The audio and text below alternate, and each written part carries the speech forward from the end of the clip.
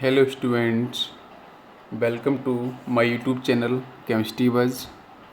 Myself Ashish Bhaskar, Senior Chemistry Faculty of चाटी group of institution. बच्चों, आज हम लोग जो पढ़ने वाले हैं, आज हम पढ़ेंगे बेटा आइडियल सॉल्यूशन के बारे में। इसके पहले हमारे ऑलरेडी 4 लेक्चर फिनिश हो चुके हैं, तो आप 4 लेक्चर बिल्कुल आप उसे रिवाइज़ करो, है ना, एक बार चेक करो तो आपको ज़्यादा बेनिफिट होगा। बाकी मैं लाइव सेशन के अंदर आपको डिस्कस करता हूँ जूम एप्लीकेशन से, और यहाँ से मैं आपको जो लेक्चर्स दे रहा हूँ ये लेक्चर्स आपके लिए है बच्चों, तो बिल्कुल इसे आप एक बार देखो, है ना, इससे आपका काफ़ी बेनिफिट होगा।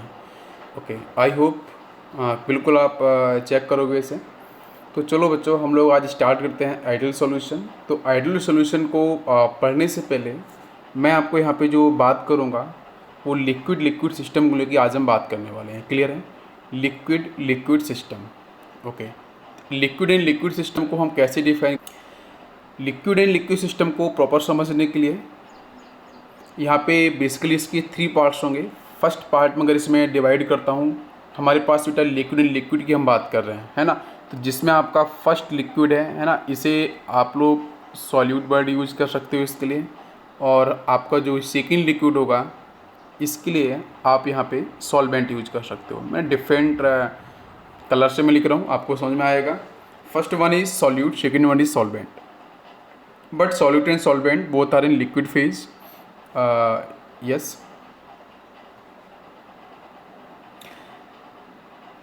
इसके बाद अब मैं यहाँ से बात करूँगा कि फर्स्ट आपका जो टाइप होगा इसको बच्चों हम लोग यहाँ पे कैटेगराइज कर सकते हैं जब दोनों ही लिक्विड बेटा इजीली आपके मिक्सिबल हो जाएंगे। मिक्सिबल का बेसिकली मीन क्या, मिक्स हो जाएंगे, है ना। तो फर्स्ट कैटेगरी हम बोल सकते हैं लिक्विड्स दैट आर कम्प्लीटली मिक्सिबल। जिसके बेसिक एग्जांपल्स की बात करूंगा मैं, तो एग्जांपल मैं अभी आपको सामने डिस्कस करूंगा। सेकेंड केस की हम बात करेंगे तो सेकेंड केस हम बात कर सकते हैं पार्शियल मिक्सिबल, मतलब ऐसे लिक्विड्स जो आपके पार्शियली बेटा एक दूसरे से मिक्सअप हुए हैं, कम्प्लीटली मिक्सिबल नहीं हुआ है। और थर्ड अगर मैं बात करूँ तो तीसरा आपका जो कैटेगरी है इसमें हम बात कर सकते हैं कि ऐसे बेटा लिक्विड्स, ऐसे कंपाउंड्स जो बेटा कम्प्लीटली आपके इमिजिबल होंगे। क्लियर है? कम्प्लीटली आपके इमिजिबल होंगे, that is very important, immiscible. तो इसमें 3 कैटेगरी आपकी हो गई हैं। अब इन तीनों कैटेगरी को मैं आपको एग्जाम्पल के बेस पे मैं डिस्कस करूँगा आपसे। क्लियर है? ओके, तो एग्जाम्पल्स हम देखेंगे बेटा। फर्स्ट एग्जाम्पल आप लोग लिखते जाओ। फर्स्ट एग्जाम्पल की बात करेंगे बेटा, हम लोग बात कर रहे हैं कम्प्लीटली मिक्सिबल की। तो कम्प्लीटली मिक्सिबल के अंदर फर्स्ट एग्जांपल हम बात करेंगे तो बेटा बेंजीन, यस, C6H6। इसके साथ अगर बेटा मैं यहाँ पे लिखूँ टोलिन, तो टोलिन का आप स्ट्रक्चर बना भी सकते हो, है ना। बाकी मैं इसका मॉलिक्यूलर फॉर्मूला भी लिख सकता था बच्चों, यस। अब यहाँ पे देखो बेटा, इसको हम कम्प्लीटली मिक्सिबल क्यों बोल रहे हैं? कम्प्लीटली मिक्सिबल में इसलिए बोल रहे हैं बिकॉज दोनों का जो बेटा नेचर है, ये बेंजीन और यहाँ बेटा आपका ये भी एरोमेटिक पार्ट है, तो बोथ आर एरोमेटिक पार्ट। तो इजली बेटा क्या होंगे, जब मैंने आपको बताया था सॉल्युबिलिटी वाले केस में लाइक जो लाइक की प्रॉपर्टी बेटा फॉलो करेगा, ये प्रिंसिपल रहता है। तब दोनों ही एरोमेटिक है तो इजली आपके यहाँ पे बेटा मिक्स हो जाएंगे। सेकेंड अगर मैं एग्जाम्पल की बात करूँ तो सेकेंड में बेटा लिख सकता हूँ इथाइल एल्कोहल, है ना, C2H5OH। ठीक है बच्चों, इथाइल एल्कोहल के साथ मैं यहाँ पे लिखना चाहूँगा water molecules, very important. Both are in polar nature, easily बेटा आपका सॉल्युबल हो जाएगा। इसके साथ में अगर और एग्जांपल्स की बात कर सकता हूँ तो और भी एग्जांपल मैं आपको बताऊंगा, दोनों एग्जांपल आपने लिख लिए होंगे। ओके, नेक्स्ट एग्जांपल को हम देखने वाले हैं, तो देखेंगे ध्यान से। नेक्स्ट एग्जांपल में लूँगा बेटा, इसी की बात कर रहे हैं बेटा कम्प्लीटली मिक्सिबल की। तो पहले मैंने बात की है पोलर कंपाउंड्स में। फर्स्ट मैंने बात की है बेंजीन टोलिन, और सेकेंड मैंने बात की बेटा ethyl alcohol in water molecules. अगर मैं एग्जाम्पल की बात करूँ तो next one is carbon tetrachloride CCl4 के साथ बेटा हम बात कर सकते हैं बेंजीन, इट इज़ C6H6। तो देख सकते बेटा CCl4 जो बेंजीन है बेटा, इनके पास पोलरिटी नहीं होती, इनका डायपोल मोमेंट बेटा 0 होता है ना। तो जब बेटा ये नॉन पोलर मॉलिक्यूल्स हैं लेकिन बट दोनों का नेचर सेम है, तो दैट्स व्हाई बेटा ये भी कम्प्लीटली मिक्सिबल को डिफाइन करेंगे। तो बेसिक पॉइंट क्या है कम्प्लीटली मिक्सिबल के लिए? कम्प्लीटली मिक्सिबल के लिए ये है कि आपका जो नेचर ऑफ सॉल्यूट है बच्चों, क्या nature of solute and solvent, nature of solute and solvent कहीं ना कहीं बेटा आपका सेम होना चाहिए। सॉल्यूट एंड सॉल्वेंट का नेचर अगर आपका सेम होगा तो डेफिनेटली कम्प्लीटली मिजिबल कैटेगरी में जाएंगे। सेकेंड अब मैं कैटेगरी की बात करने वाला हूँ। तो सेकेंड अब मैं बात करूँगा, बच्चों ध्यान से देखना यहाँ पे। सेकेंड कैटेगरी हम बात करें बेटा ऐसे लिक्विड्स जो बेटा पार्शियली मिजिबल होंगे। कैसे बेटा? पार्शियली, जो लिक्विड आपके पार्शियली मिजिबल होंगे। जो बेटा ऐसे लिक्विड जो पार्शियली मिजिबल होने वाले, उनके एग्जांपल्स क्या क्या हो सकते हैं? जैसे मैंने बताया था पार्शियली मिजिबल में एग्जांपल बताया था कि भाई जो कंप्लीटली मिक्सअप नहीं होंगे, उनका कुछ पार्ट आपका मिक्स हो जाएगा, कुछ पार्ट आपका मिक्स नहीं होगा, उसको बोलते हैं पार्शियली, मतलब कुछ पार्ट, है ना। तो इसमें एग्जाम्पल की बात करूँ, पहला example very important, that is ether, right. Ether के साथ बेटा वाटर मॉलिक्यूल्स, ठीक है। तो बेटा ईथर बेटा आपका कैसा रहेगा? Non polar. बट बेटा वाटर मॉलिक्यूल्स बेटा कैसा रहता है? पोलर। तो कहीं ना कहीं बेटा इसमें से आपका जो ईथर है, मैं ईथर की अगर बात करूँ तो आप दिखा सकते हो बेटा, सपोज देख सकते हो CH3 ऑक्सीजन CH3। तो बेटा यहाँ पे आपकी पोलरिटी बिल्कुल भी आपकी डेवलप नहीं होगी। बट बी को जब ऑक्सीजन, ये जो ऑक्सीजन है ये बेटा कहीं ना कहीं आपके इस कार्बन के रिस्पेक्ट में, फिर इस कार्बन के रिस्पेक्ट में, क्योंकि ऑक्सीजन से दोनों बेटा कार्बन अटैच हैं, तो डिफरेंस इलेक्ट्रोनेगेटिविटी होगा, बिल्कुल होगा दोनों के बीच में। तो कहीं ना कहीं बेटा ऑक्सीजन की जो इलेक्ट्रोनेगेटिविटी वैल्यू है बेटा वो आपकी कार्बन से मैक्सिमम होगी। तो इसके पास बेटा ऑक्सीजन के पास जो चार्ज है वो कहीं ना कहीं बेटा आपका डेल्टा माइनस चार्ज डिफाइंड होगा। बट आपका जो कार्बन है बेटा वहाँ पे डेल्टा प्लस चार्ज आपका डिफाइंड होगा। बट ऐसा नहीं होता है, इसको हम लोग प्रॉपर अगर एक्सप्लेन करते हैं तो न्यूक्लियोफिलिक सब्स्टिट्यूशन रिएक्शन के अंदर इसको हम काफ़ी क्लासीफाई करते हैं, न्यूक्लियोफाइल पार्ट के बारे में डिस्कस करते हैं सब्स्टिट्यूशन में। तो बाकी आप ऐसे समझो कि आपका जो ईथर है इसके पास पोलरिटी काफ़ी कम होती है, लेस पोलर। बट आपका जो बेटा वाटर मॉलिक्यूल्स है ये आपका बिल्कुल आपका पोलर होगा। तो जब बेटा लेस पोलर और मैक्सिमम पोलर दोनों के बीच में अगर आपका इंटरेक्शन होगा सॉल्यूट और सॉल्वेंट के बीच में, तो यहाँ पे कुछ पार्ट आपका मिक्स होगा, कुछ पार्ट मिक्स नहीं होगा, इसलिए इसको हम एग्जाम्पल रखते हैं पार्शियली मिजिबल के एग्जाम्पल में। नेक्स्ट देखो, नेक्स्ट एग्जाम्पल की बात करूंगा। यस, तो नेक्स्ट एग्जाम्पल बेटा मैं आप लोगों को सेकेंड एग्जाम्पल इसी के लिख रहे हैं बेटा हम, पार्शियली मिजिबल का। Phenol and water molecules. Yes, this is a phenol, OH part आप लिंक कर सकते हो बेटा, aromatic alcohol plus water molecules, ठीक है। तो वाटर मॉलिक्यूल्स बेटा प्रॉपर आपका पोलर है। बट आपका जो ये जो बेटा आपका हाइड्रोक्सी पार्ट है बेटा फिनॉल के साथ, इसकी पोलरिटी बेटा, हालांकि आपका जो बेंजीन है बेटा इसके पास अगर आप देखोगे तो हम बात करते हैं हम प्लेनोसिमेट्री की, तो कहीं ना कहीं आपकी प्लेनोसिमेट्री प्रेजेंट रहती है। बट आपका हाइड्रोक्सी पार्ट की वजह से आपका जो ये एक्सिस होगा, इस एक्सिस से प्लेनोसिमेट्री कैंसिल नहीं होगी। तो बेटा अब तो इसमें कुछ पार्ट तो बेटा आपका पोलरिटी डिफाइन करेगा, बाकी आपका ये जो सेक्शन है यहाँ बेटा आपकी पोलरिटी डिफाइन नहीं होगी, है ना। दोनों साइड से आपका क्रॉस हो जाएगा डाइपोल मोमेंट। बट आपका OH के रेस्पेक्ट में बेटा आपका जो हम बात कर सकते हैं it is A para position, तो जहाँ पे कहीं ना कहीं आपका बेटा यहाँ पे हाइड्रोजन होगा, तो यहाँ पे पोलरिटी आपकी कुछ ना कुछ डिफाइन की जाएगी। तो ये कंप्लीटली बेटा आपका नॉन पोलर नहीं होगा, तो ये बेटा आपका लिटिल बिट आपका पोलर रहेगा। लेकिन इसकी प्रेजेंस में जो आपका वाटर मॉलिक्यूल्स है ये आपका कंप्लीटली पोलर है। तो आप बात कर सकते हैं कि यहाँ पे ये आपका जो सॉल्यूशन बनाएगा बेटा वो पार्शियली मिजिबल का एग्जांपल आपका डिफाइन करेगा। कुछ कॉमन एग्जांपल हैं NCERT के, ये आपको याद रखने हैं। मैं नेक्स्ट एग्जांपल की बात करूँगा बेटा। थर्ड हम पार्ट पे चलते हैं। तो तीसरा पार्ट बेटा आपका होगा जहाँ पे कंप्लीटली इमिजिबल, ठीक है बच्चों, कंप्लीटली इमिजिबल की हम बात कर रहे हैं, मतलब पूरी तरीके से मिक्स नहीं होंगे। तो आप देख लो बेटा, पहला एग्जांपल आप देख लो यहाँ पे, बेंजीन एंड वाटर मॉलिक्यूल्स, ठीक है। ये आपका बेंजीन हो गया बेटा C6H6 प्लस आपका वाटर मॉलिक्यूल्स। तो वही वाटर तो पोलर है बेटा, और बेंजीन आप देख सकते हो बेटा यहाँ पे जो प्लेनोसिमेट्री प्रेजेंट है एक दूसरे को कैंसिल आउट करेगी। तो बेटा ये आपका जो बेंजीन नॉन पोलर होगा और वाटर तो आपका पोलर है, तो पोलर में नॉन पोलर कैसे मिक्स कर सकते हो, इसलिए हम इसको बात करते हैं it is completely immiscible. First example समझ में आपको आया होगा, क्लियर है। हम बात कर रहे हैं पोलरिटी के बेस पे, लाइक डिजॉल्व लाइक के प्रिंसिपल को ही हम फॉलो कर रहे हैं। आपको समझ में बिल्कुल आ रहा होगा हम किस तरीके से इसको सॉल्व कर रहे हैं। अब बच्चों चलते हैं हम लोग सेकेंड एग्जाम्पल पे। तो इसका जो सेकेंड एग्जाम्पल होगा कंप्लीटली आपके इमिजिबल का, उसको देख लो आप, कार्बन टेट्राक्लोराइड CCl4 प्लस हम लिखेंगे बेटा वाटर मॉलिक्यूल्स।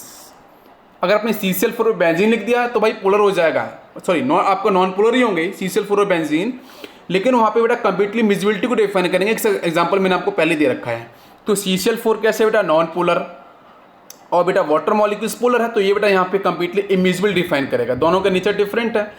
नेक्स्ट और अगर मैं बात कर सकता हूँ तो देखो आप थर्ड एग्जाम्पल इसका, तो थर्ड एग्जाम्पल ये भी आपको बता देता हूँ बेटा, बेंजीन एंड एल्कोहल। तो देखो आपका ये बेटा बेंजीन हो गया, यस, नॉन पोलर, प्लस आपका एल्कोहल लाइक ROH। तो भाई एल्कोहल तो बेटा आपका पोलरिटी डिफाइन करता है, बिल्कुल सही। H बॉन्डिंग बेटा हाइड्रोजन बॉन्डिंग भी डिफाइन करता है वाटर मॉलिक्यूल्स के साथ और अपने डिफरेंट पार्ट ऑफ एल्कोहल के साथ। तो बेटा ये आपका पोलर है बेटा एल्कोहल, ये बेटा आपका नॉन पोलर है। तो भाई बेंजीन कैसा है, नॉन पोलर, या आपका है पोलर। तो आपका यहाँ पे कोई भी आपकी बेटा मिसिबिलिटी नहीं हो सकती है, इसलिए बोलते हैं कंप्लीटली इमिसिबल। आपको बिल्कुल समझ में आया होगा। अब यहाँ पे एक चीज़ और आती है कि आपके ये जो मैंने बात कर रहा हूँ लिक्विड प्लस लिक्विड, जरा ध्यान से सुनना, बहुत ही इंपॉर्टेंट फेज की हम बात कर रहे हैं बच्चों। हम यहाँ पे बात कर रहे हैं लिक्विड प्लस लिक्विड सॉल्यूशन की बात कर रहे हैं बच्चों। तो लिक्विड प्लस लिक्विड सॉल्यूशन के अंदर यहाँ पे बहुत ही क्लियर सुनना ध्यान से कि इसको मैंने 3 पार्ट में कैटेगराइज किया था। एक आपका कंप्लीटली मिसिबल था, एक आपका पार्शली मिसिबल था, and third one is completely immiscible. तो जो आपके बेटा पहला केस था मिसिबल लिक्विड, ध्यान सुनना, फर्स्ट केस था आपका मिसिबल लिक्विड्स। ये बेटा 3 टाइप के, अगर मैं बात करूँ ये 3 टाइप्स के सॉल्यूशन के बारे में आपको मैंने इसके एग्जांपल्स के बारे में बताया मैंने। लेकिन ये बेटा कौन कौन सी कैटेगरी को डिफाइन कर देते हैं। पहला बेटा आइडियल और second one is non ideal. तो फर्स्ट केस लिखता हूँ बेटा मैं यहाँ पे, that is the ideal and second is non ideal. Clear है। तो आपके जो मिसिबल लिक्विड्स हैं यहाँ पे डिफाइन करते हैं बेटा आइडियल और नॉन आइडियल सॉल्यूशन को। तो उसके बारे में अब मैं यहाँ पे पढ़ने वाला हूँ। क्लियर है। तो हम मिसिबल लिक्विड के बारे में फोकस करने वाले हैं जो काफ़ी इंपॉर्टेंट है। मतलब ऐसे लिक्विड्स बेटा, ऐसे सॉल्यूशंस जहाँ पे आपका सॉल्यूट और सॉल्वेंट दोनों ही वोलेटाइल इन नेचर हैं, दोनों की बेटा आपकी पोलरिटी एक जैसी है। क्लियर है। दोनों की पोलरिटी एक जैसी है, या फिर दोनों ही नॉन पोलर हैं जो आसानी से, मतलब मैं ऐसे बात करते हैं लाइक डिजोल्व लाइक, दोनों ही एक जैसे हैं, ऐसे आप बोल सकते हो हिंदी में। तो दोनों को जब आप मिक्स करोगे तो ईजिली आपके मिक्स हो जाएंगे, 100% आपका मिक्सअप होगा। तो बेटा मिसिबल लिक्विड बेटा आपके 2 कैटेगरी डिफाइन कर रहे हैं बेटा, ideal and non ideal, ideal and non ideal. Clear है।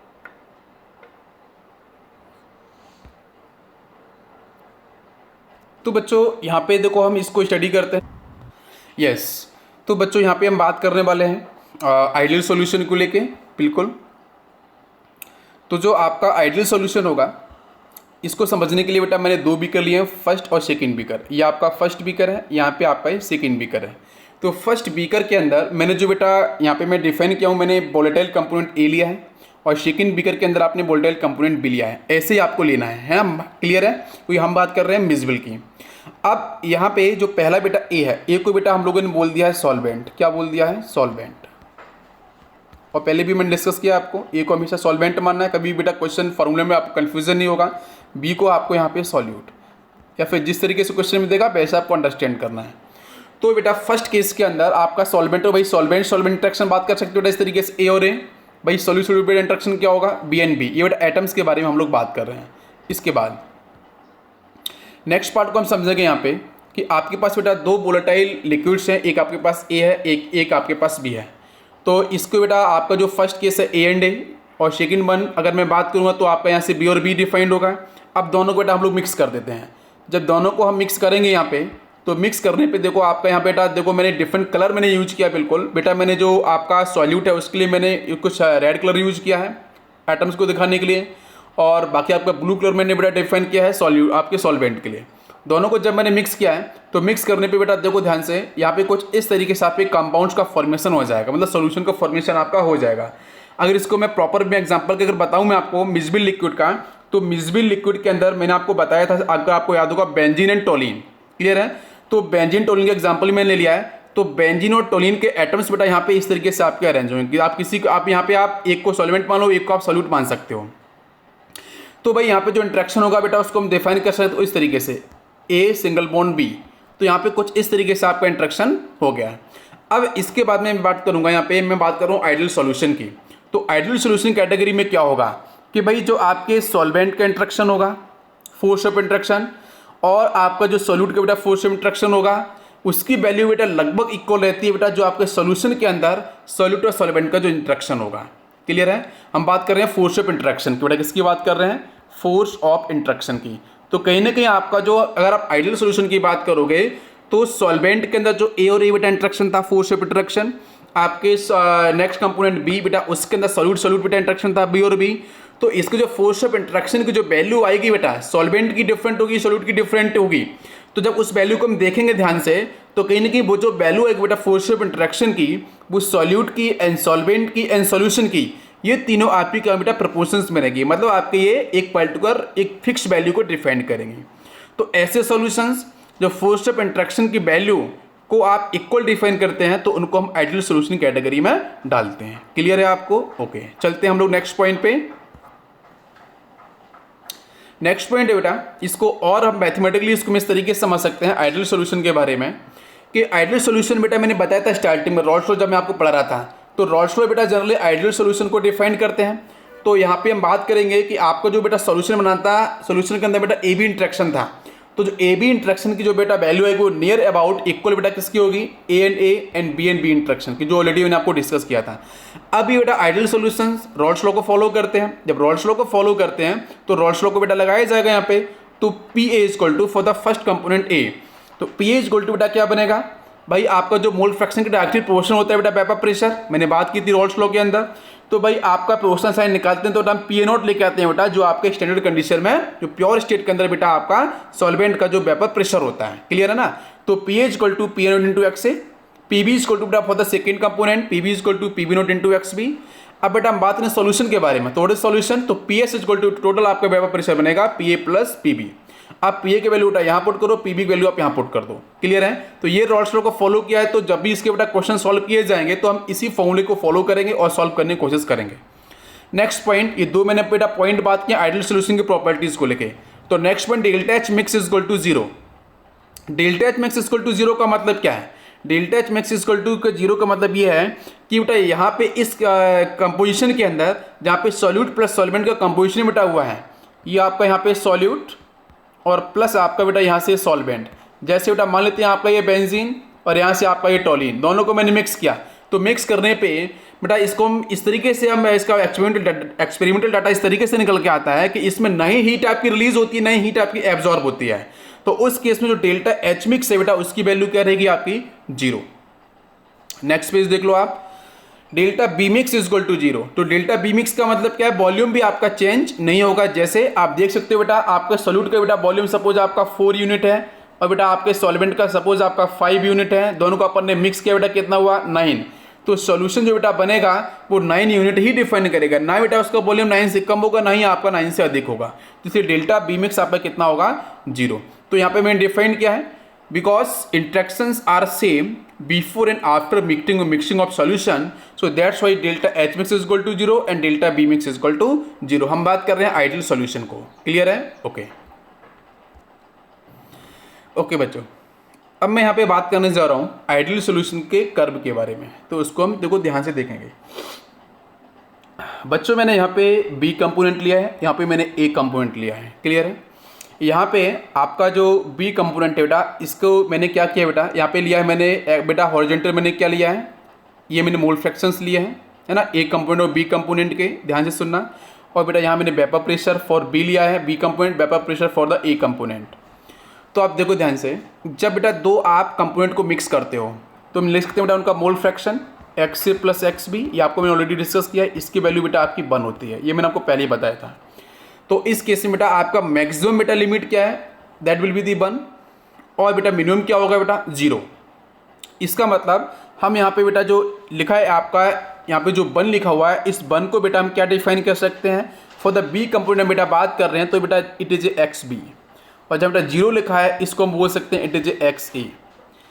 और जब हम बात करें बेटा यहाँ पे ये 1 आपका डिफाइन क्या है आपके ए कंपोनेंट के लिए, तो इसको हम बोलेंगे एक्स ए, और बेटा ये आपका ये जो 0 लिखा हुआ है इसको हम बात करेंगे इट इज एक्स बी। तो देखो ध्यान से, तो फर्स्ट केस में क्या होगा, इस केस फर्स्ट केस के अंदर हम बात करें बेटा बी कंपोनेंट के लिए, तो बी कंपोनेंट की हम बात करेंगे तो इस केस में हम बात कर रहे हैं बेटा आइडियल केस की।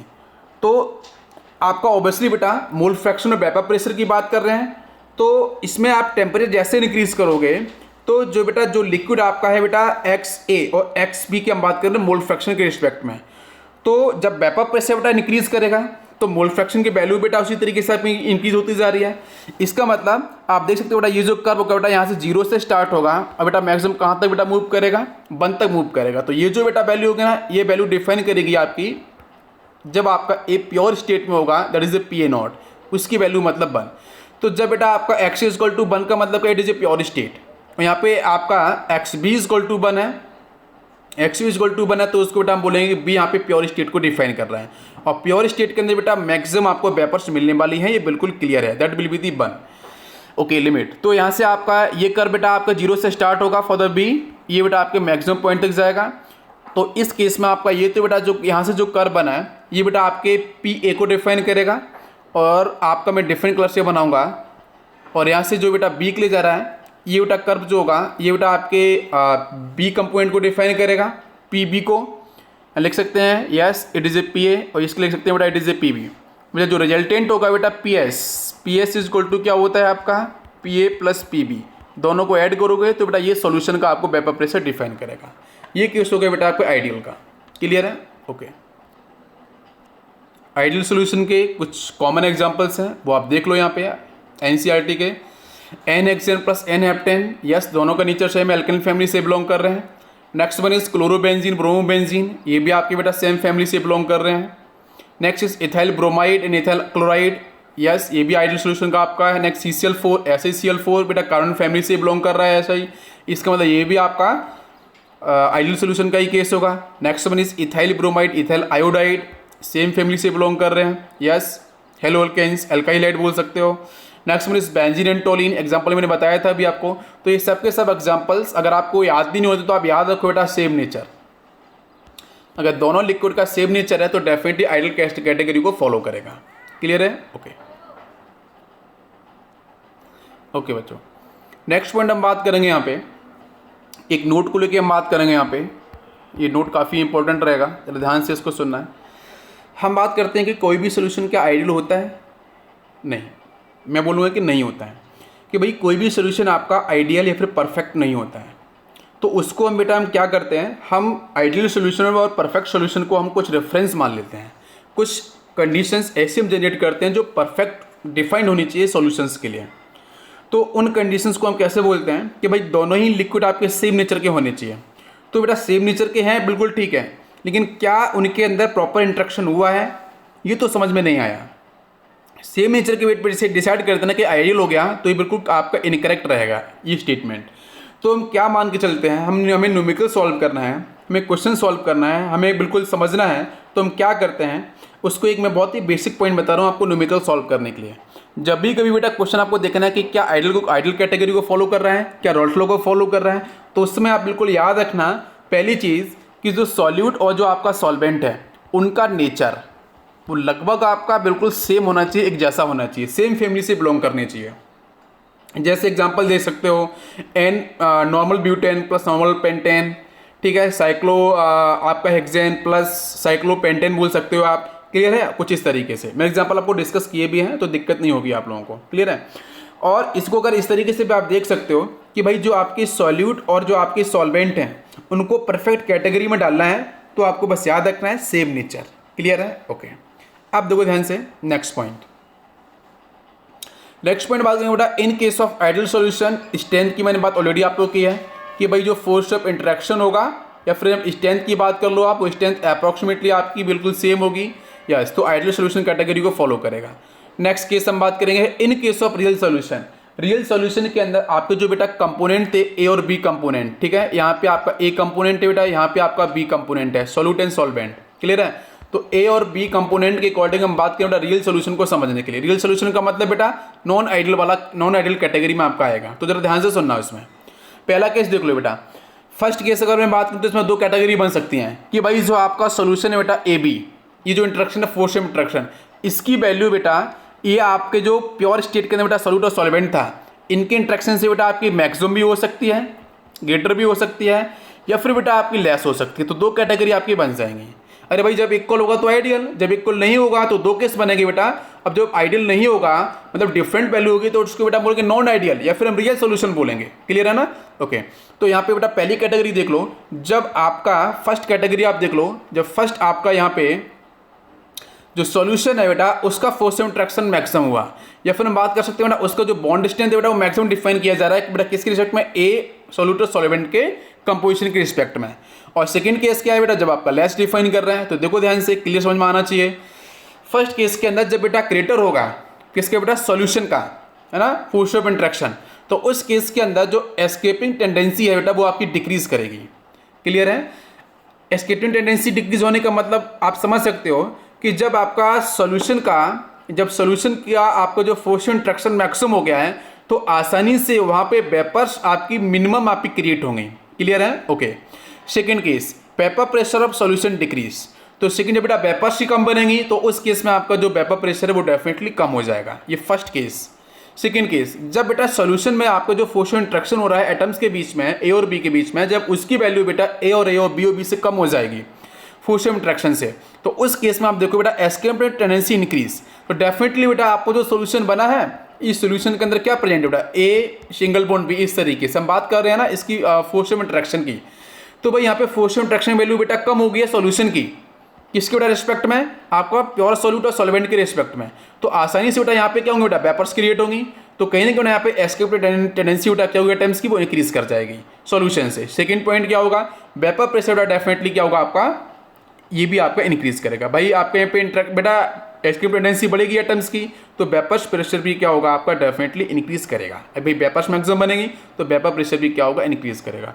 तो देख लो, जब बेटा मैं फिर से रिवाइज करा देता हूँ, ध्यान से सुनना। जब बेटा आपके इक्वल केस आएंगे फोर्स ऑफ इंट्रैक्शन के, यस इट इज आइडियल। जब इक्वल नहीं होगा किसके साथ, सोल्यूशन के साथ, तो उस केस में बेटा पहला केस ये बनेगा, सेकंड केस ये बनेगा।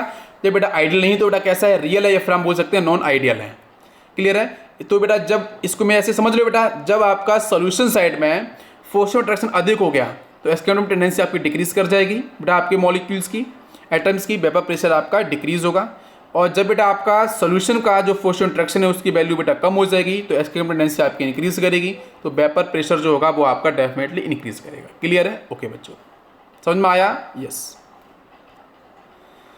अब मैंने जब केस डिस्कस कर लिए हैं तो अब बेटा हम बात करने वाले हैं नॉन आइडियल सॉल्यूशंस के बारे में। ठीक है? तो नॉन आइडियल सॉल्यूशन एक्चुअली में किस तरीके से डिफाइन किए जाएंगे वो मैं आपके साथ बात करूंगा। तो देखो बच्चों ध्यान से, नॉन आइडियल बोलो या फिर आप रियल सॉल्यूशन बोलो, बात एक ही है। तो इसमें आप देख सकते हो, अभी मैंने आपको पढ़ाया था, तो देख लो ध्यान से, थ्योरी वाला पार्ट क्या है, A and A comma B and B is different from A B. Interaction की बात हो रही है, फोर्स इंट्रैक्शन के स्ट्रेंथ की बात हो रही है, बिल्कुल डिफरेंट होगा, इक्वल नहीं होगा। इक्वल होगा तो बेटा क्या बन जाएगा आपका, आइडियल केस बन जाएगा। Second point, this is deviation in rods law. तो भाई जो रॉड्स लॉ का आपका कर्व था, अगर आपको पता है तो कुछ इस तरीके से मैंने आपको डिजाइन किया था। तो भाई ये जो कर्व बेटा आइडियल को डिफाइन कर रहा था, जब यहाँ पे फोर्स ऑफ इंट्रैक्शन की वैल्यू इंक्रीज कर रही है, वेपर प्रेशर इंक्रीज और डिक्रीज कर रहा है, तो कहीं ना कहीं मोल फ्रैक्शन के रिस्पेक्ट में जो वेपर प्रेशर है, जो मोल फ्रैक्शन के रिस्पेक्ट में बेटा आपको जो वेपर प्रेशर है उसकी वैल्यू भी आइडियल के अकॉर्डिंग आपकी डेविएट करेगी। डेविएट का मतलब या तो वैल्यू बेटा आपकी ऊपर शिफ्ट करेगी वेपर प्रेशर, फिर आपका वेपर प्रेशर कम डिफाइन किया जाएगा। हम कर्व की बात कर रहे हैं। क्लियर है? तो देखो हम कर्व के बारे में बताएंगे अभी आपको। तो पहले यहाँ देखो आप, तो केस फर्स्ट बात कर लेते हैं, solution showing negative deviation from rods law. तो नेगेटिव डेविएशन का मतलब क्या है उसको हम अभी बताएंगे आपको। नेगेटिव डेविएशन बेटा कब मिलेगा, जब आपका जो बेटा सोल्यूशन का जो इंट्रैक्शन है एटम्स के बीच में आर मच स्ट्रॉन्गर, जब बेटा वो स्ट्रॉन्गर हो जाएगा किसकी कंपेयर में, सॉल्यूट और सॉल्वेंट के फोर्स ऑफ इंट्रैक्शन कंपेयर में। तो इस केस में आप यहाँ पे मैं आपको स्टडी कराऊंगा कि जो मैंने डिस्कस भी किया था आपसे कि बेटा पहला केस देख लो, जब आपका ग्रेटर हो रहा है तो वेपर प्रेशर बेटा क्या होगा, डिक्रीज। एस्केप टेंडेंसी बेटा क्या हो रही है, ये भी डिक्रीज कर रही है। तो इसी चीज़ को समझने के लिए मैं यहाँ पे आपको नेक्स्ट बात करूँगा यहाँ पे। ओके बच्चों, तो देखेंगे यहाँ पे हम किस तरीके से रॉल्स लॉ को फॉलो करेंगे। तो देखो फर्स्ट केस, यहाँ पे आपका रॉल्स लॉ फॉलो किया जाएगा। अब वेपर प्रेशर को सीधा आप देख लो, वेपर प्रेशर आपका डिक्रीज करेगा। मतलब पहला केस देख लो, जो पी ए लेस देन लिखा है P A not into X है, P B less than P B not into X B, yes. और यहाँ पे आपका जो पी एस होगा, P S equal to P A plus P B होता है, यहाँ पे लेस हो रहा है, इसका मतलब आपका जो पी एस होगा बेटा सोल्यूशन का, वो आपका लेस हो जाएगा P A plus P B से। तो इसकी वैल्यू आप यहाँ पुट करो। तो ये फॉर्मूला आप बेटा फॉलो कराना जब आपका नेगेटिव डेविएशन शो कर रहा हो बेटा from the ideal case. Clear है? ओके। तो इस केस के अंदर आपको ये भी याद रखना है, आपके नेगेटिव डेविएशन के अंदर बेटा energy will be released after formation of A B solution. तो यहाँ पे डेल्टा एच बेटा आपका क्या होता है, नेगेटिव, मतलब एक्सोथर्मिक को डिफाइन करेगा। इस पॉइंट को भी याद रखना। Okay, next point. अब यहाँ पे आपका जो डेल्टा एच मिक्स पे आप आते हैं तीसरे पॉइंट पे। तो डेल्टा एच मिक्स बेटा आपका ये भी लेस देन जीरो होगा। तो जीरो होने का मतलब क्या बेटा, डेल्टा एच आपका ऑलरेडी मैंने बताया था बेटा नेगेटिव। तो नेगेटिव आपका energy will be released after formation of A B solution. तो delta H is equal to negative. Clear है? Okay. Next point delta B mix. तो डेल्टा बी मिक्स आप देख लो, डेल्टा बी मिक्स भी आपका less than 0 होगा। हम बात करें नेगेटिव डेविएशन की, इसका एक्चुअली मीन क्या होगा वो आपको मैं देता हूँ। इसका एग्जैक्टली मीन है intermolecular space will decrease because of more interaction, hence volume of solution after mixing will decrease. मतलब सीधा सा पॉइंट आपको समझ में आना चाहिए कि यहाँ पे जो इंटरमॉलिक्यूलर जो स्पेस होगा बेटा वो डिक्रीज कर जाएगा। क्लियर है? जब इंटरमॉलिक्यूलर स्पेस आपका डिक्रीज करेगा बीकर के अंदर, जो फोर्सेस के बारे में बात की जा रही है, तो वहाँ पे आपका जो वॉल्यूम सोल्यूशन होगा वो भी आपका डिक्रीज करेगा। जब वो आपका डिक्रीज कर जाएगा तो डेल्टा बी मिक्स आपका लेस देन 0 नेगेटिव में डिफाइन की जाएगी।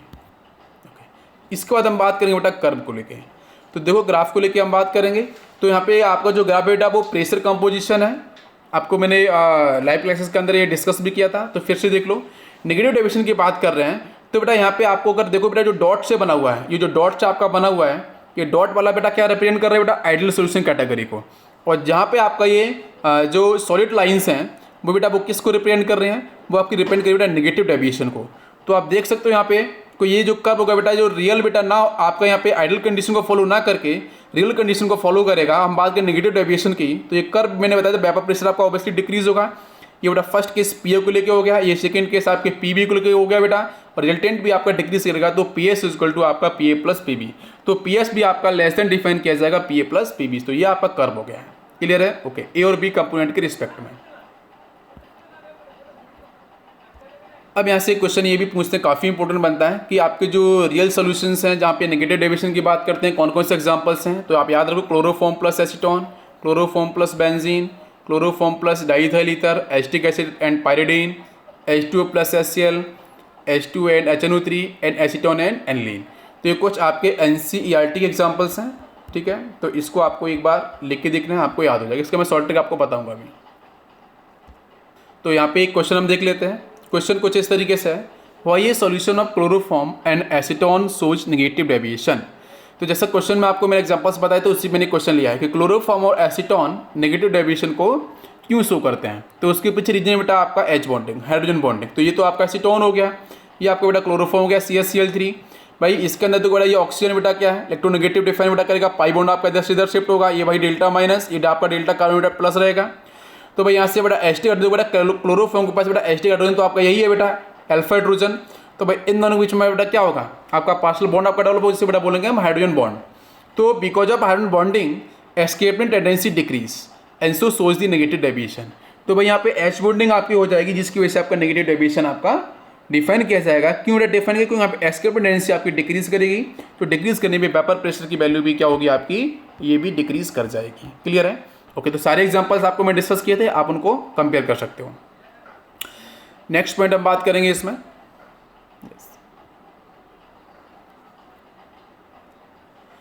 इसके बाद अब बच्चों हम बात करने वाले हैं केस सेकंड की।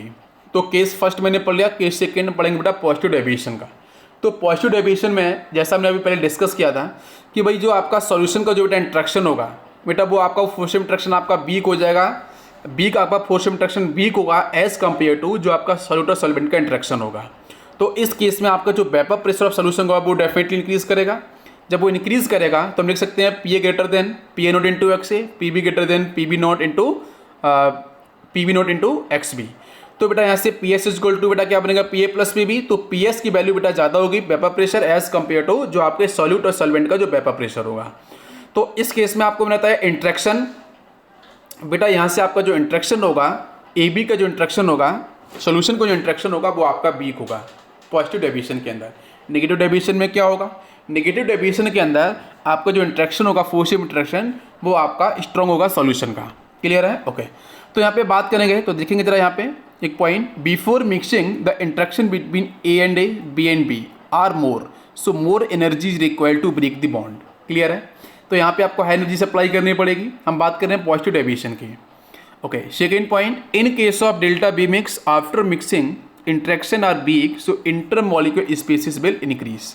तो डेल्टा बी मिक्स यहाँ पे आपका डेफिनेटली ग्रेटर देन 0 होने वाला है। क्लियर है? ओके, तो देखेंगे बच्चों ध्यान से। तो यहाँ पे आपका हम बात करते हैं डेल्टा एच मिक्स और डेल्टा बी मिक्स की। तो delta H mix greater than 0 and delta B mix आपका ग्रेटर देन 0। हम बात कर रहे हैं किसकी, पॉजिटिव डेविएशन की। इसके बाद नेक्स्ट हम कर्व की बात कर लेते हैं। तो ग्राफ देखो यहाँ पे ध्यान से। तो भाई पॉजिटिव डेविएशन में क्या होगा कि भाई जो आइडियल कंडीशन होगी बेटा, तो आइडियल कंडीशन से कहीं ना कहीं जो कर्व होगा बेटा ऊपर शिफ्ट कर जाएगा। तो ये जो आपको दिख रहा है ये तो बेटा आपकी आइडियल फेज है, ये भी बेटा डॉट डॉट आपका आइडियल फेज है, ये भी आपका आइडियल फेज है। तो कर्व बेटा कुछ आपका ऊपर शिफ्ट कर जाएगा, वेपर प्रेशर आपका कुछ मैक्सिमम आपके हो जाएंगे। क्लियर है? उसके रीजन मैंने आपको बता दिया है। तो यहाँ पे आपका पॉजिटिव डेविएशन का कर्व कुछ इस तरीके से आपका बनेगा। नेक्स्ट पॉइंट, इसके कुछ एग्जांपल्स हैं। पहला एग्जांपल आपके ये से बेटा एग्जांपल्स एनसीईआरटी के ही हैं, ठीक है। इसका भी रीजन मैं बता दूंगा। बेटा आपका जो पहला केस है नेगेटिव डेविएशन, उसमें मैंने बिल्कुल क्लियर आपको डिस्कस किया है। क्या डिस्कस किया है बेटा? एग्जाम्पल मैंने लिया था क्लोरोफॉर्म और एसीटोन का। तो वहाँ पे इंटरमॉलिक्यूलर एच बॉन्डिंग आपकी जनरेट हुई थी, उसके रीजन आपके वहाँ पे डिस्कस किए थे मैंने। अब बेटा यहाँ पे एग्जांपल देख लो, benzene plus ethyl alcohol, chloroform plus ethanol, benzene and acetone, है ना, ऑल आर वेरी इंपॉर्टेंट। तो आप एक बार इनको देख सकते हो, ये आपका एनसीईआरटी एग्जाम्पल्स हैं। अब यहाँ पे मैं एक क्वेश्चन लेने वाला हूँ, उस क्वेश्चन की समझेंगे। अब यहाँ पे एक मैंने क्वेश्चन लिया हुआ है, इस क्वेश्चन की हेल्प से हम लोग समझेंगे। क्वेश्चन कुछ इस तरीके से है, वही एन हेक्सेन नॉर्मल हेक्सेन। बेटा नॉर्मल हेक्सेन का मतलब क्या है? जहाँ पे आपको 1 डिग्री एंड 2 डिग्री कार्बन ही आपको मिला है, उसको बोलते हैं नॉर्मल। तो यहाँ पे मैंने बात की बेटा एथेनॉल के साथ, तो पॉजिटिव डेविएशन क्यों शो करता है? तो पॉजिटिव डेविएशन शो करने के पीछे रीजन देख लो आप, क्या है? After mixing n-hexane molecules come in between ethanol molecules, hence decreasing the intermolecular forces. This result in the increase in vapor pressure. ये इसका रीज़न हो गया है। और यहाँ पे आपके जो मॉलिक्यूल्स हैं उनके स्ट्रक्चर्स भी आपको मैंने बना दिए। ओके, नेक्स्ट क्वेश्चन पे देखेंगे, what will happen in delta H mix and delta B mix for positive deviation. तो पॉजिटिव डेविएशन के लिए डेल्टा एच मिक्स और डेल्टा बी मिक्स के बारे में आपसे पूछा गया है। तो डेल्टा एच मिक्स बेटा आपका पॉजिटिव रहता है, और बेटा पॉजिटिव होने के पीछे रीजन आपको मैंने डिस्कस किया है, बिकॉज व्हेन ए बी जो आपका बेटा सॉल्यूशन, जो आपका सॉल्यूशन के अंदर जो बेटा आपका फोर्स ऑफ इंट्रैक्शन है, A B interaction form energy released is less than energy absorbed, ठीक है। इसलिए आपका जो डेल्टा एच मिक्स बेटा क्या होगा? पॉजिटिव। डेल्टा एच, आपके डेल्टा एच के बारे में मैंने आपको डिस्कस किया था थर्मोकेमिस्ट्री के अंदर। क्लियर है? तो एक्चुअली यहाँ पे अगर मैं बात करूँ तो डेल्टा एच मीटर पॉजिटिव क्यों होगा? क्योंकि यहाँ पे जो एनर्जी बेटा रिएक्शन के अंदर जो आपकी रिलीज होगी वो कम होती है as compare to energy absorbed. तो डेफिनेटली आपका जो एनर्जी एब्जॉर्ब्ड वो बिगर वैल्यूज है as compare to energy release. तो डेल्टा एच मिक्स आपका डेफिनेटली पॉजिटिव ही आने वाला है। नेक्स्ट हम बात करेंगे, before mixing the interaction between A and A, B and B are more, so more energy is required to break the bond. So delta H is equal to positive. अब हम बात करेंगे यहाँ पे डेल्टा बी मिक्स को लेके, question same है आपका, बी मिक्स को लेके हम बात करेंगे। तो बी मिक्स को समझने के लिए in case of delta B mixing, after mixing हम बेटा बात करें पॉजिटिव डेविएशन की, after mixing interaction are be, so intermolecular space will increase. तो इंटरमॉलिक्यूलर स्पेस बेटा आपका इंक्रीज कर जाएगा। इंक्रीज करने पे आपका जो डेल्टा बी मिक्स होगा वो भी आपका पॉजिटिव डिफाइन हो जाएगा। ये इसके पीछे रीजन है, रीजन आपको याद रखने हैं। क्लियर है? ओके यस बच्चों, अब हम बात करेंगे यहाँ पे एजियोट्रॉप्स के बारे में। तो व्हाट इज़ एजियोट्रॉप्स, ठीक है, it is a very important, ठीक है। इसको मैं आपको समझाऊंगा, बिल्कुल समझ में आएगा, ज़रा ध्यान से देखना। एजियोट्रॉप्स को समझने के लिए मैं यहाँ पे कुछ बेसिक चीज़ पहले आपको बताऊंगा, बेसिक पॉइंट्स वो आपको क्लियर करेगा एजियोट्रॉप्स के बारे में। फर्स्ट पॉइंट देखना, एजियोट्रॉप्स एक्चुअली में अगर मैं बात करूँ, yes it is a binary solution, ठीक है, बाइनरी सॉल्यूशन।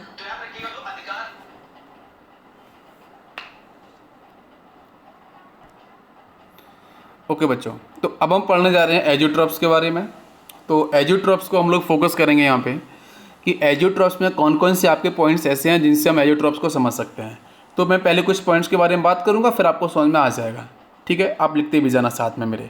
तो पहला पॉइंट क्या होगा कि भाई एजियोट्रॉप्स आपके बाइनरी सॉल्यूशंस होते हैं, ठीक है। बाइनरी का मतलब बच्चों 2, जहाँ पे एक आपका सॉल्यूट एक आपका सॉल्वेंट। सेकेंड पॉइंट अगर आप देखोगे तो सेकेंड पॉइंट का मतलब फिक्स कंपोजिशन, ठीक है, फिक्स कंपोजिशन, कि भाई जो सॉल्यूट और सॉल्वेंट बेटा उनकी फिक्स कंपोजिशन आपकी प्रेजेंट होगी। नेक्स्ट पॉइंट क्या होगा? थर्ड पॉइंट, तीसरे पॉइंट की हम लोग बात करेंगे। तो थर्ड पॉइंट मैं बोलूँगा जब फिक्स कंपोजिशन हो ही चुकी है तो बेटा ये बॉयल करेंगे, boil at a constant temperature, ये कांस्टेंट टेम्परेचर पे आपके बॉयल करेंगे। Clear? Because of fix composition. Fourth point के बेटा क्या होगा?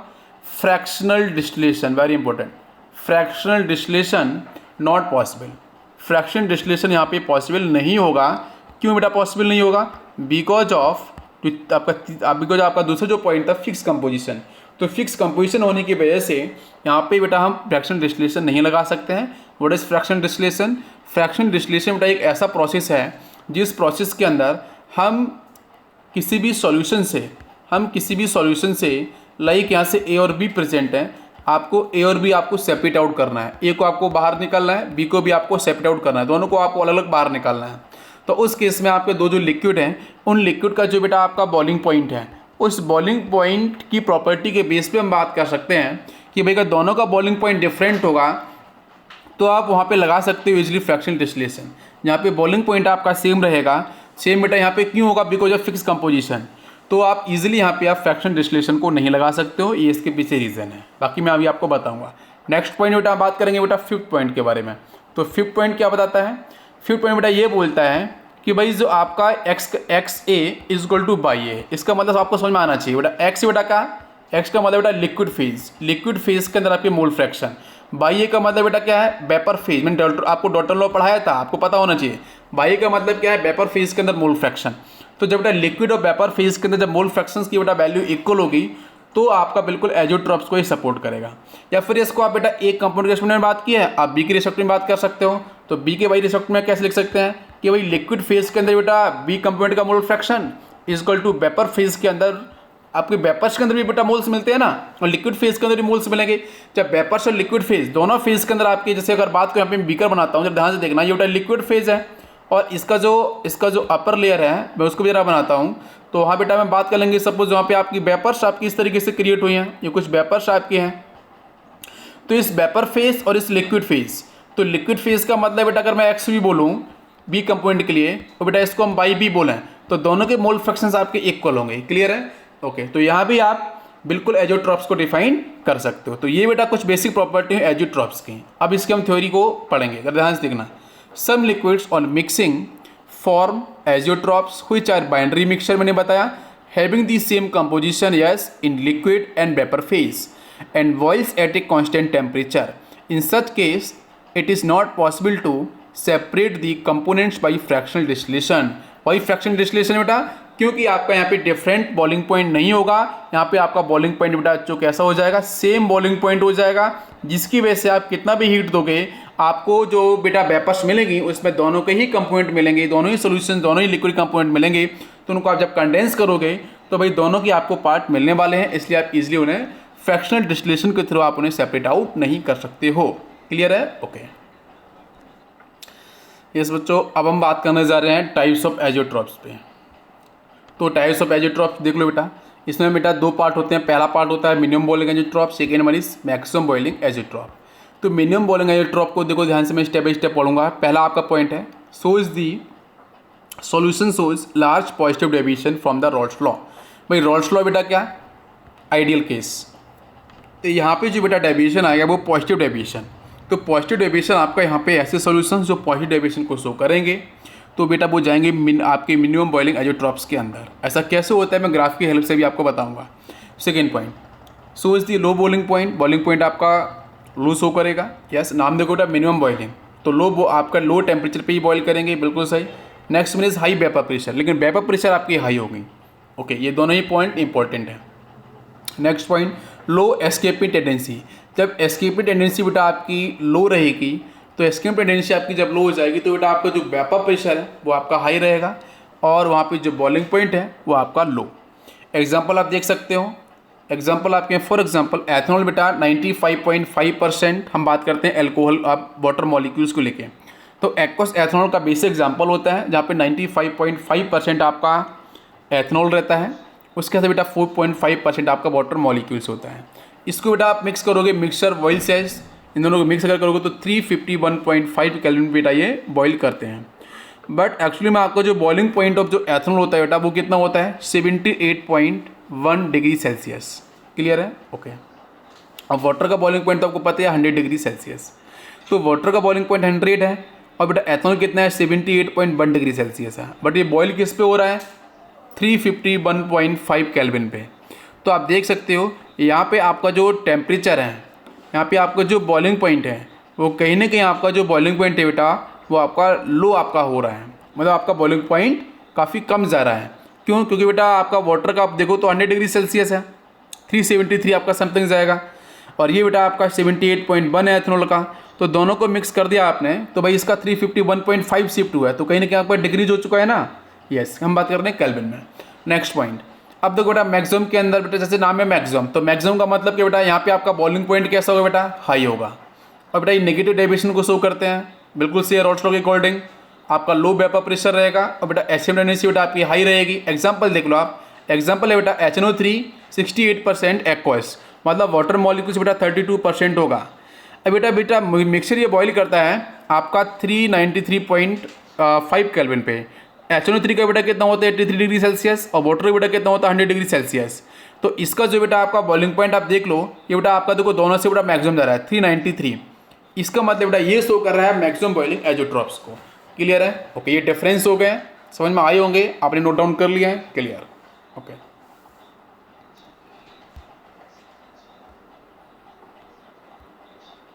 हम स्टार्ट करेंगे। यहाँ पे पहला आपका जो ग्राफ होगा वो हम बात करें बेटा मैक्सिमम बॉइलिंग एजोट्रॉप को लेके।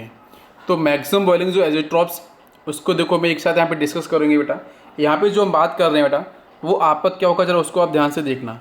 मैं यहाँ पे बेटा बात करूँगा टेम्परेचर एंड मास परसेंटेज के बेस पे। क्लियर है? ओके, और एक कर मैं और आपको बताऊँगा यहीं पे प्रेशर और टेम्परेचर को लेके किस तरीके से हम बात करते हैं। तो ज़रा इसको रिलेट कर लेते हैं। ये आपका यहाँ पे टेम्परेचर, और इधर भी आपका बेटा ये टेम्परेचर है, और मैं बात करूँ बेटा यहाँ पे वाटर मॉलिक्यूल्स को लेके बात की जाएगी बेटा, और यहाँ पे आपको बात की जाएगी HNO3 को लेके।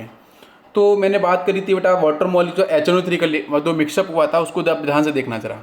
हम मैक्सिमम बॉइलिंग एजोट्रॉप्स क्यों बोलते हैं? तो मैक्सिमम बॉइलिंग एजोट्रॉप बोलने का मतलब ही यही है कि यहाँ पे आपके जो वेपर्स होंगे बेटा, जो वेपर प्रेशर होगा वो आपका वेपर प्रेशर तो कम होगा, बट आपका जो बॉइलिंग पॉइंट होगा बेटा वो आपका जो इंडिविजुअल आपका HNO3 और वाटर मॉलिक्यूल्स का है उससे भी अधिक आपका डिफाइन होगा सॉल्यूशन का, जब आप HNO3 में वाटर मॉलिक्यूल्स मिक्स कर दोगे दोनों को।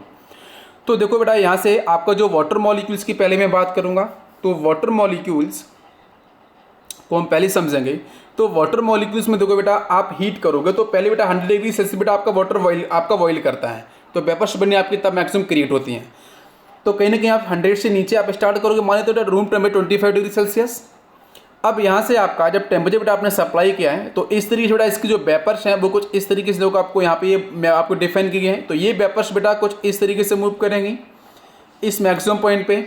अब इधर से देखो बेटा, इधर से तो वही वाटर मॉलिक्यूल्स प्रेजेंट है, यहाँ से HNO3 प्रेजेंट है, तो HNO3 बेटा आपका यहाँ से स्टार्ट हो, इसकी वेपर्स कुछ इस तरीके से क्रिएट हुई हैं। तो वेपर्स तो बेटा आपकी मिनिमम डिफाइन की जाएंगे, ये बिल्कुल सही है। क्योंकि बेटा अगर आप बात करो यहाँ पे कि जो आइडल वाला केस होता है वो किस तरीके से होता है उसको आप मैं बता देता हूँ एक बार। आइडल वाला जो केस होगा वो आप देख लो ज़रा। मैं बात करूँ बेटा किसकी, प्रेशर के रिस्पेक्ट में मोल फ्रैक्शन की। तो इस केस में आइडल केस तो कुछ इस तरीके से जाएगा जहाँ पे ये कर्व कुछ इस तरीके से आपका शिफ्ट होगा। तो देखो ये जो आपको मैं बताऊँ यहाँ से लेके यहाँ तक ये जो कर्व बेटा ये वाटर मॉलिक्यूल्स ये आपके वाटर मॉलिक्यूल्स को डिफाइन कर रहा है, और ये जो बेटा आपका नीचे वाला जो कर्व बेटा डिफाइन करे HNO3 को डिफाइन कर रहा है। क्लियर ना? ये दोनों के नेगेटिव डेविएशन को ही डिफाइन कर रहा है। क्लियर ना? दोनों के नेगेटिव डेविएशन को ही डिफाइन कर रहा है। क्लियर बच्चों? अब इसके बाद ये वेपर प्रेशर नेगेटिव डेविएशन आपका शो हो चुका है। अब उसका बेटा पॉइंट आता है टेम्परेचर का। देखो टेम्परेचर का कर्व किस तरीके से आपका डिफाइंड होगा, तो टेम्परेचर कर्व को समझने के लिए उस पर जरा हम आते हैं। तो भाई वाटर मॉलिक्यूल्स बेटा क्या होगा, तो दोनों बेटा एक साथ चलते हैं, पैरेलल चलते हैं कि भाई ये जो इस तरीके से आ रहा है ये बेटा वेपर प्रेशर को डिफाइन कर रहा है, और इसका बेटा आपको जो बॉइलिंग जो टेम्परेचर के बात बेटा की जा रही है आपके मास परसेंटेज के बारे में, तो ये कुछ इस तरीके से आपका मूव किया। अब क्वेश्चन क्या था कि 68%, तो 68% बेटा HNO3, तो भाई ये HNO3 बेटा यहाँ पे 1 है, तो इसको बेटा हम लिख सकते हैं ना इस तरीके से 0.6 समथिंग। तो ये 0.6 समथिंग आपका डिफाइंड होगा, यहाँ से 0.68 हम ऐसे बोल सकते हैं। अब वाटर मॉलिक्यूल्स बेटा कितना, अगर आपका HNO3 इतना हो गया तो वाटर मॉलिक्यूल समथिंग 0.4 आपका जाएगा इस तरीके से, आप इस तरीके से बोल सकते हो इसको। इसका मतलब कि ये जो 68% पे आपको डिफाइन करना है, इसका मतलब ये जो बेटा आपका बॉइलिंग पॉइंट जो होगा वाटर मॉलिक्यूल्स का बेटा 100 पे जाएगा, ये कर्व आपका टच करेगा बेटा 100 को। लेकिन इधर से बेटा क्या आ रहा है प्योर स्टेट का HNO3, ये बेटा कुछ इस तरीके से मूव करेगा। और जब दोनों के अंदर बेटा मिक्सिंग हो जाएगी तो बेटा हाईएस्ट आपके टेम्परेचर को शो करेगा, that will be the more than 86 more than 100, that will be 120 degree Celsius. इसका मतलब ये हो गया आपका मैक्सिमम बॉइलिंग आइसोट्रॉप्स का, जहाँ पे नेगेटिव डेविएशन आपके वेपर प्रेशर का शो किया जा रहा है। क्लियर है? ओके, बात समझ में आई क्या? तो ये जो आपका पीक पॉइंट है, ये अगर मैं डिफरेंट कलर से अगर बनाऊँ तो आपको समझ में आना चाहिए, ये जो आपका पीक पॉइंट है यही डिफाइन कर रहा है, that is the maximum boiling azeotropes को। क्लियर है बच्चों? नाम है मैक्सिमम बॉइलिंग, तो बॉइलिंग पॉइंट आपका हाईएस्ट रहेगा, एसपी बटा लिक्विड ये बॉइल करेगा, सोल्यूशन बॉइल करेगा। ये बात आपको समझ में आई होगी? ओके।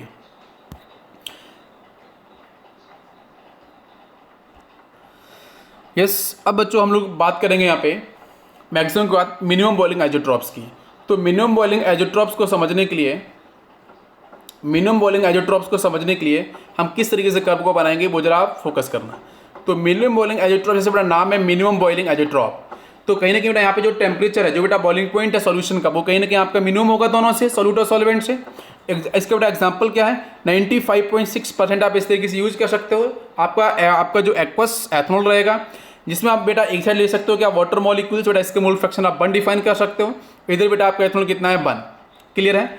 अब यहाँ पे क्वेश्चन कुछ इस तरीके से है कि यहाँ पे मिनिमम बॉइलिंग आइसोट्रॉप डिफाइन कैसे होगा। तो मिनिमम बॉइलिंग आइसोट्रॉप्स की प्रॉपर्टी फॉलो करनी पड़ेगी।